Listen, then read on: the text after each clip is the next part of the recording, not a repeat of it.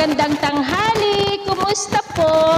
Narito po ulit ang update natin para sa lagay ng ating panahon ngayong tanghali po ng July 19, 2025. Sa ngayon po ay palabas na sa ating area of responsibility ang bagyong Krising, pero malakas pa rin po ang hatak nito ng habagat na nakakaapekto pa rin sa malaking bahagi po ng ating bansa. Sa ngayon ay taglay ng bagyo ang lakas ng hangin na umaabot na hanggang sa 115 kilometers per hour at nasa layo na po ngayon ng 178 kilometer north-northwest ng Pagudpod, Ilocos Sur. Ng Pagudpod, Ilocos Norte at kumikilos po pa-west-northwestward patungo po dyan sa China at posibleng mag-landfall dyan po sa bahagi ng China hanggang bukas po ng gabi. Bagamat palayo na ang bagyo ay patuloy pa rin na magpapaulan ang habagat lalo na sa kanluran ng ating bansa at ang unti-unti naman na pagkabuo ng potensyal na bagyong Dante na patuloy po na hahatak at magpapalakas ng habagat hanggang pa po sa susunod na linggo.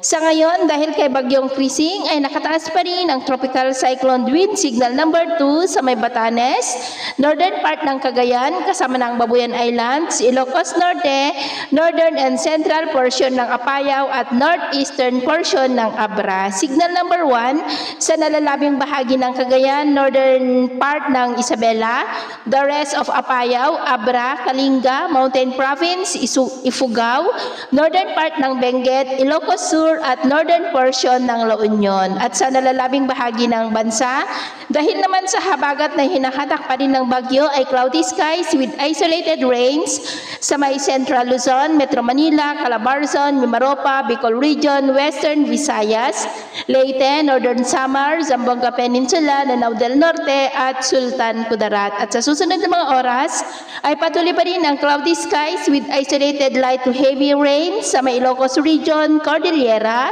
ilang bahagi na lamang ng Cagayan Valley, malaking bahagi ng Central Luzon, Metro Manila, Southern Luzon, Visayas at Western section ng Mindanao, kaya mag-ingat po tayo dahil posible pa rin ang mga banta po ng mga pagbaha at pagguho ng lupa.